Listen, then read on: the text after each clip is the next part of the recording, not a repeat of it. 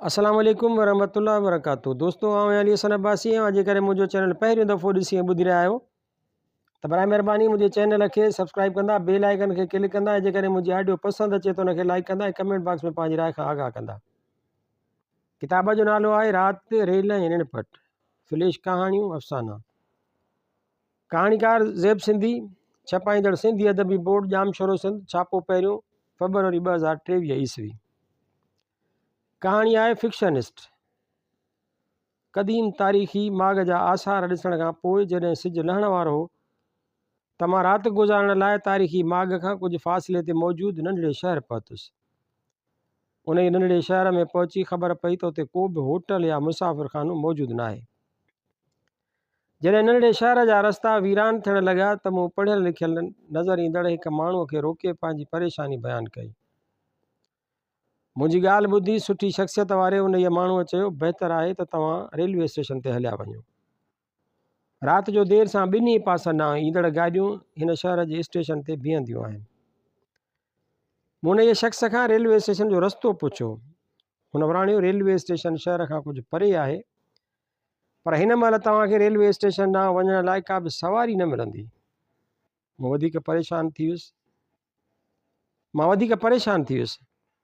मूंखे परेशान ॾिसी उन शख़्स मुर्की चयो, कलाक खनि जो पंधु आहे ऐं ख़तरे जहिड़ी बि का ॻाल्हि न आहे, हलिया वञो।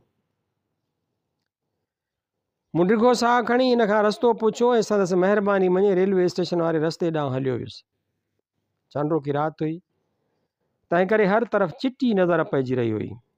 कलाक बदिरां मूं 1.5 कलाक पंधु कयो, पर कंहिं रेलवे स्टेशन जा आसार नज़र न आया।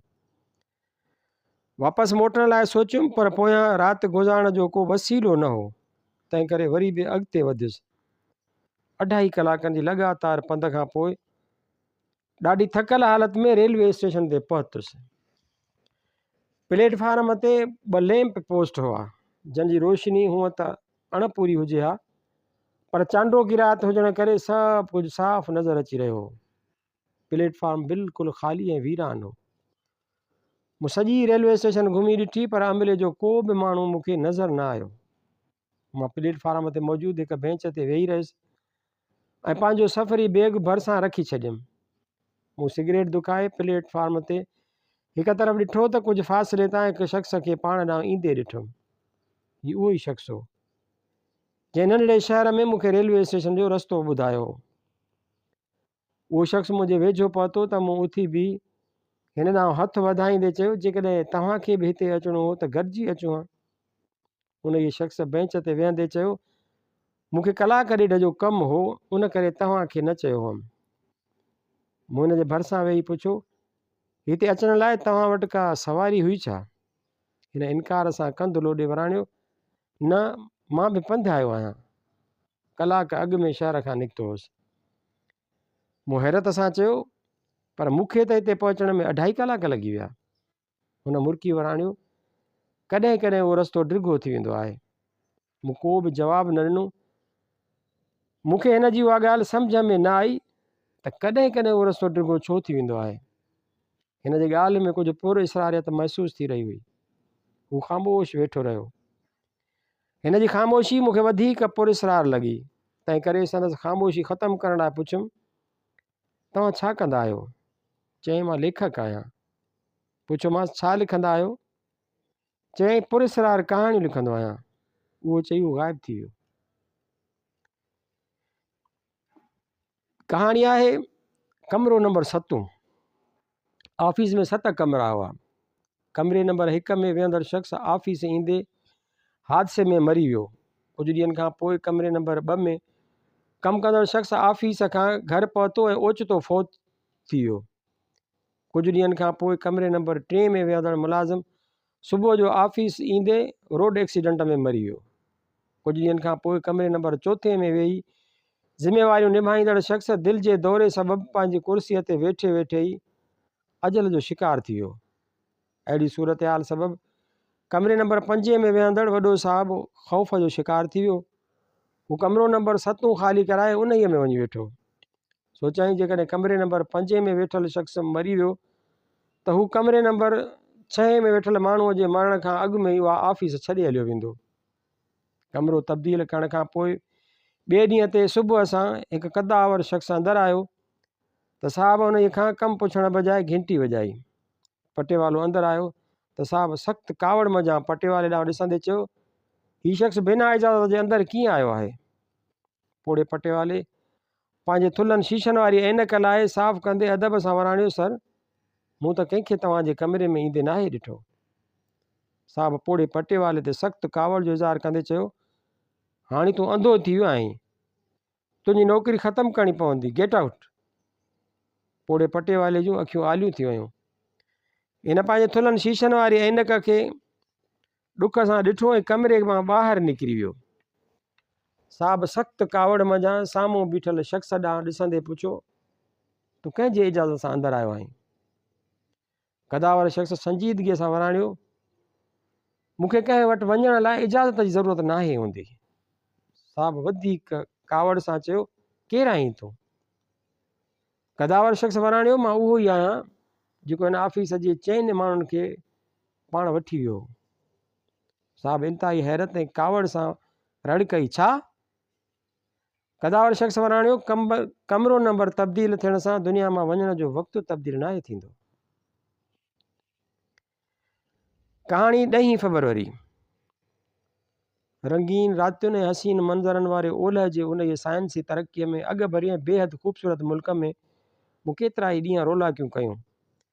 रंगनि ऐं रोशनियुनि जे माहौल में कई रातियूं गुज़ारण खां पोइ मूं उन मुल्क जे ॾूरां पंध ते मौजूदु सफ़ारी पार्क ॾिसण जो फ़ैसिलो कयो, जितां मूंखे पंहिंजे अॻी मंज़िल तरफ़ वञिणो हो। हिकु रात जे डिघे सफ़र खां पोइ मां सफ़ारी पार्क पहुतुसि। सॼो ॾींहुं जानवरनि जो मुशाहिदो करण खां पोइ सफ़ारी पार्क मां ई मूं शाम जे वक़्तु पंहिंजे स्मार्ट फ़ोन वसीले ऑनलाइन टिकट बुक कराई ऐं सिज लहण वारे वक़्तु सफ़ारी पार्क जे वेझो नीम वीरान नंढड़ी रेलवे स्टेशन ते पहुतुसि। उन स्टेशन तां मूंखे रेल रस्ते भर वारे ॿिए मुल्क रवानो थियणो हो। मां मुक़ररु वक़्त खां 3 कलाक अॻु में रेलवे स्टेशन ते पहुतुसि, जिते ॿ ॿिया सियाह बि साॻी ट्रेन जे इंतज़ार में मौजूदु हुआ। लगातार रुलाकियुनि ऐं ओजागनि सबबु मूं ॾाढी थकावट बि महसूसु कई। मुंहिंजी नई मंज़िल ॾांहुं वेंदड़ ट्रेन जे अचण में अञा 3 कलाक हुआ। तंहिं करे मूं पंहिंजे स्मार्ट फ़ोन में अलार्म ते टाइम सेट कयो ऐं रेलवे स्टेशन ते मौजूदु हिकु स्लीपिंग कैप्सूल में वञी सुम्ही पियुसि। मां अलार्म जे आवाज़ खां सवाइ ई जाॻियुसि। अञा राति हुई, पर महसूसु कयुमि त मूं घणी निंड कई हुई। मूं स्लीपिंग कैप्सूल खां ॿाहिरि निकिरी प्लेटफॉर्म जे ॿिन्ही पासे निहारियो, पर उहे ॿई सियाह मुसाफ़िर नज़र न आया जेके साॻी रेल में रवाना थियणा हुआ। शायदि मूंखे घाटी निंड अची वई हुई ऐं ट्रेन अची हली बि वई हुई। उन ई मुल्क में रेलवे जी मुकमिल ऑटोमेटिक कंप्यूटराइज़ सिस्टम सबबु रेलवे स्टेशन ते अमले जो को माण्हू बि मौजूदु न हो ऐं हाणे मां उन प्लेटफॉर्म ते अकेलो इंसानु मौजूदु हुउसि। मां पंहिंजो सफ़री बैग गेलींदो हिकु बेंच ते वञी कंधु हेठि करे वेही रहियुसि। कुझु देरि खां पोइ को मशीनी आवाज़ ॿुधण सबबु कंधु खणी निहारियुमि त इंसानी जिस्म जहिड़ो हिकु रोबोट मूं ॾांहुं अची रहियो हो। रोबोट मुंहिंजे भरिसां अची चयो, सर महिरबानी करे पंहिंजी सुञाणप करायो। मूं पंहिंजे मुल्क जी हुकूमत पारां जारी कयल पंहिंजो सुञाणप कार्ड ऐं पासपोर्ट खीसे मञा कढी रोबोट ॾांहुं वधाया, पर रोबोट उहे ॾिसण बदिरां पंहिंजे हथ जी तरी मुंहिंजे ॿाहुनि जी कराईअ ते रखी छॾी। रोबोट जे हथ मञा कुझु रोशनियूं निकितियूं ऐं पोइ रोबोट पंहिंजे मुंहिंजे ॿाहुनि तां पंहिंजो हथु खणी चयो, हैरत आहे त तव्हां वटि पंहिंजी सुञाणप जा डॉक्यूमेंट्स मौजूदु न आहिनि। मूं पंहिंजे मुल्क जी हुकूमत पारां जारी कयल पंहिंजो सुञाणप कार्ड ऐं पासपोर्ट रोबोट जे हथ में ॾींदे चयो, हीअ आहिनि मुंहिंजी सुञाणप जा डॉक्यूमेंट्स। रोबोट मुंहिंजो सुञाणप कार्ड ऐं पासपोर्ट ॾिसी चयो, सर कागज़ जो दौरु गुज़री चुको आहे।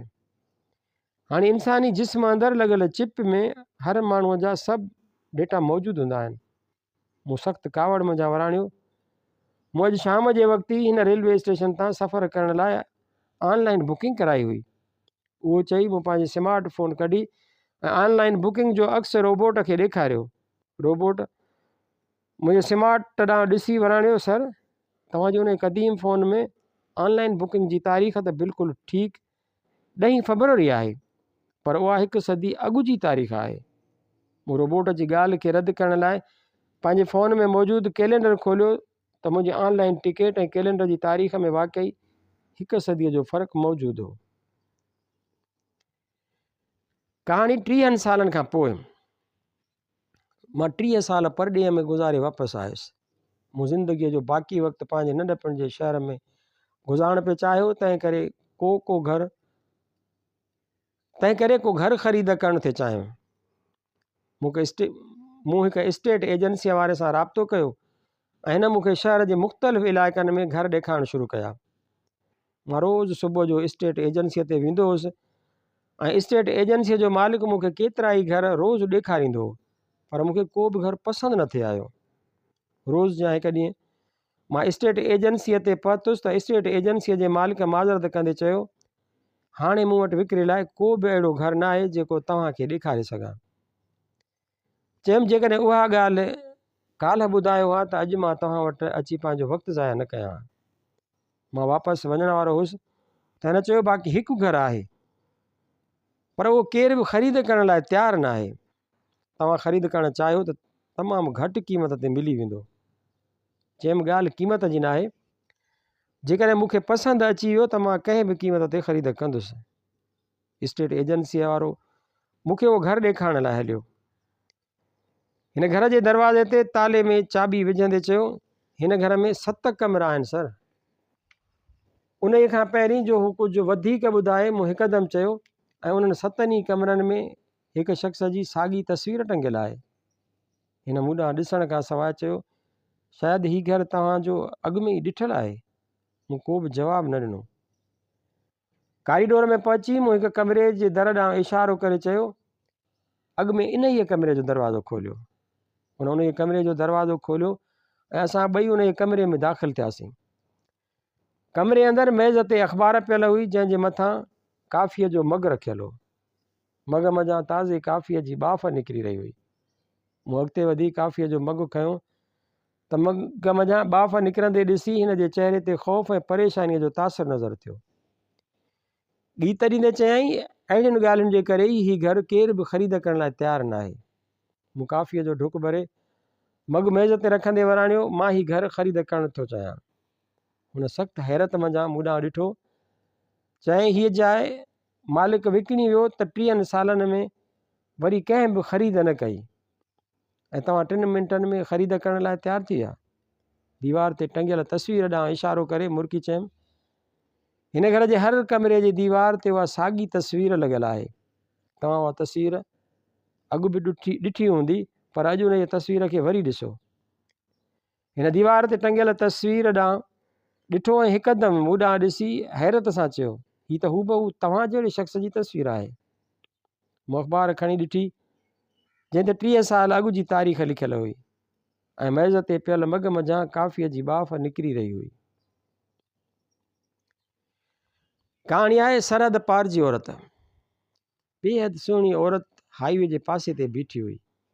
हिकु कार अची औरत जे भरिसां बीठी। कार में वेठल नौजवान औरत ॾांहुं ॾिसंदे पुछो, छा तव्हांखे लिफ्ट जी ज़रूरत आहे? औरत हाकार सां कंधु लोॾियो त नौजवान कार जो दरवाज़ो इनलॉक कयो। औरत मुरकंदे फ्रंट सीट ते वेही रही। नौजवान कार ड्राइव कंदे पुछो, तव्हांखे किथे वञिणो आहे? औरत सवाल जो जवाबु ॾियण बजाए नौजवान खां सवाल पुछो, छा तव्हां मूंखे मुंहिंजी मंज़िल ते पहुचाए छॾींदा? नौजवान म्यूज़िक सिस्टम ऑन कंदे चयो, तव्हां जहिड़ी ख़ूबसूरत औरत गॾु हुजे त बिना कंहिं मंज़िल जे बि सफ़र करे सघिजे थो।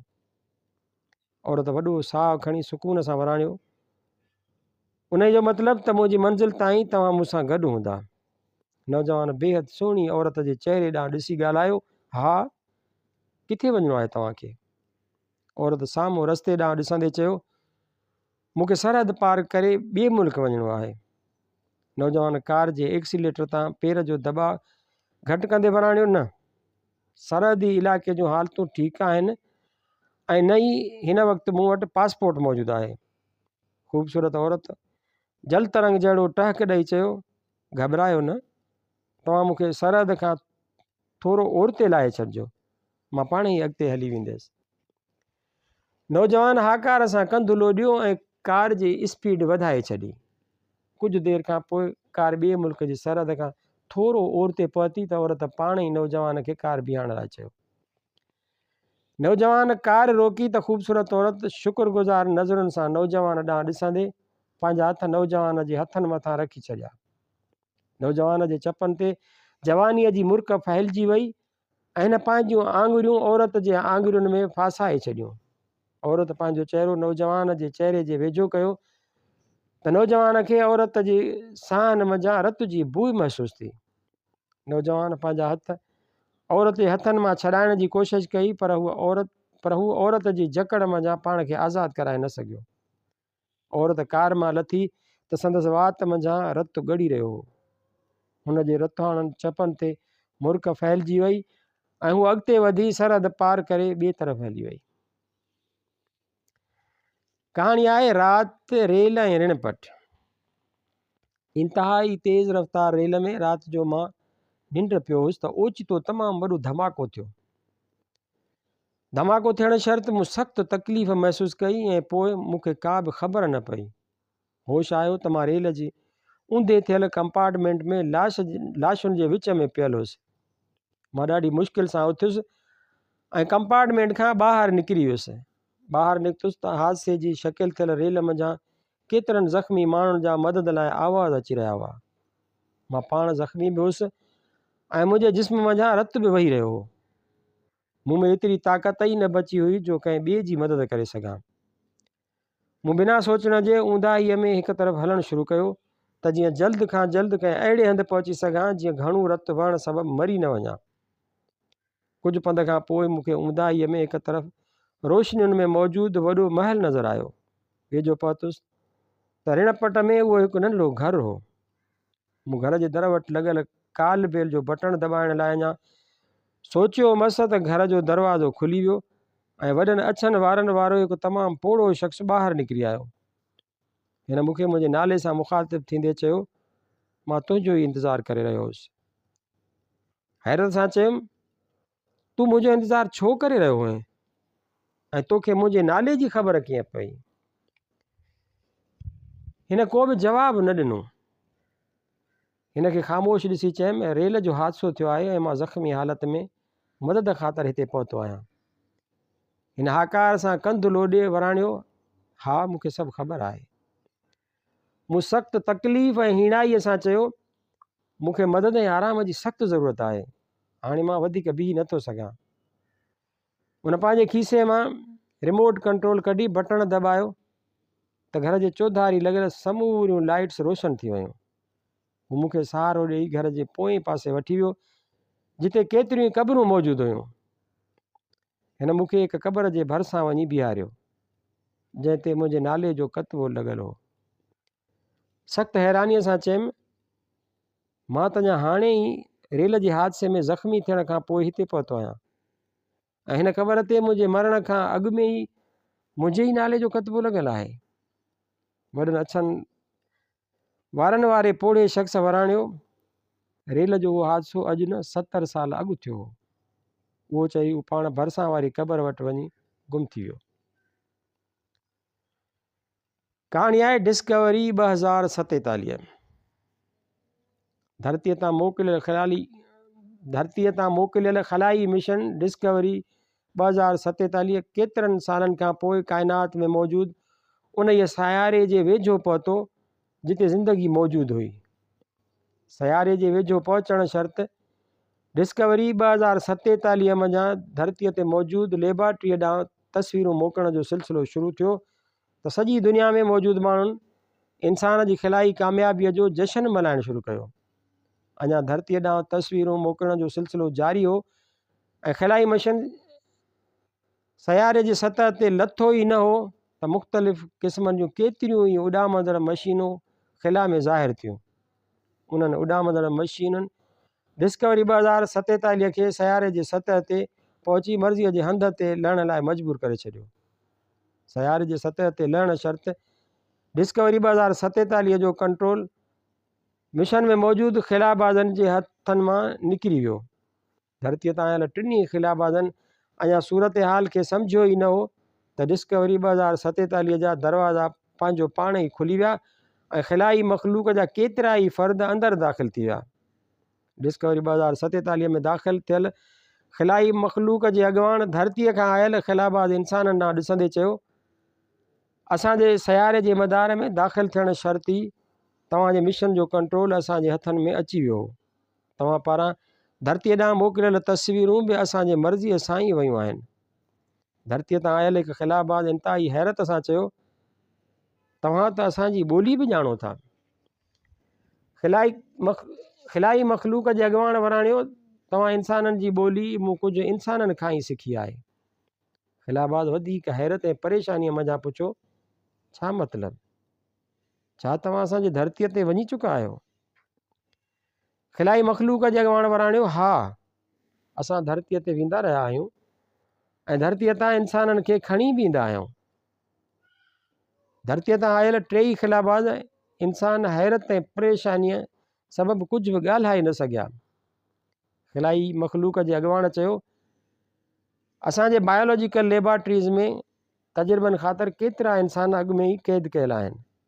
हाणे असां तव्हां टिनी खे बि उन्हनि में शामिलु करे छॾींदासीं। कहाणी आहे सुप्रीम पावर।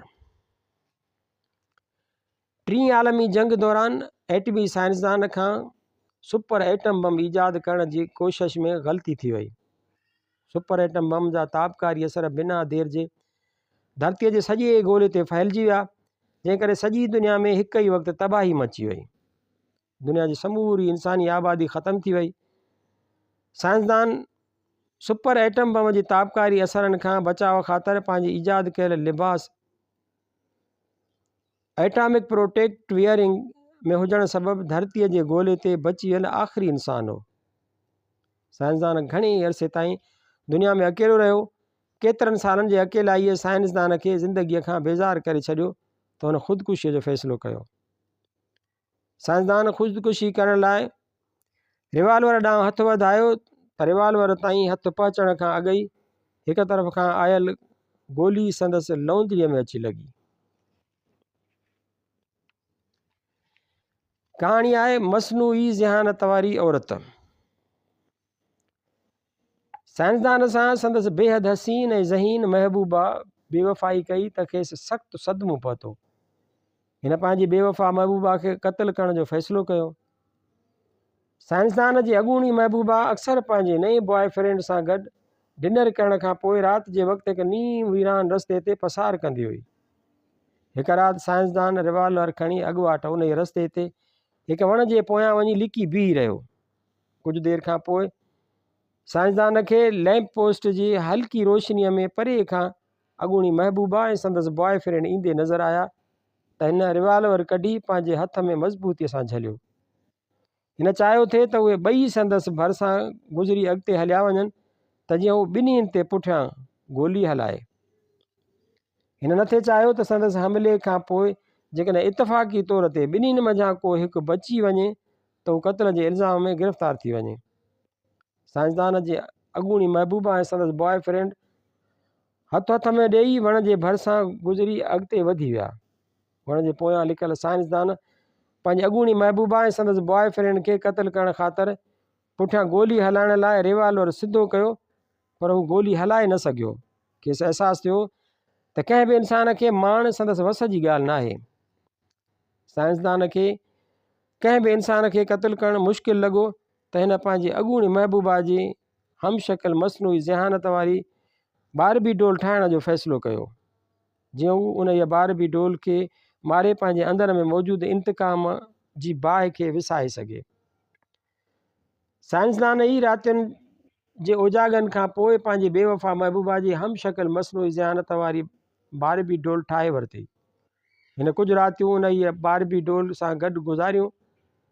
मसनूई ज़हानत वारी उहा बारबी डॉल साइंसदान जे हर हुकुम जी तामील कंदी हुई। हिकु राति साइंसदान पंहिंजी बेवफ़ा महबूबा जी हमशकल बारबी डॉल खे मारण जो फ़ैसिलो कयो ऐं हिन पाण सां गॾु सुतल बारबी डॉल खे अलमारीअ मंझां रिवाल्वर खणी अचण लाइ चयो। मसनूई ज़हानत वारी बारबी डॉल बिस्तरे तां उथी अलमारीअ में पियल रिवाल्वर कढियो ऐं साइंसदान खे गोली हणी छॾी।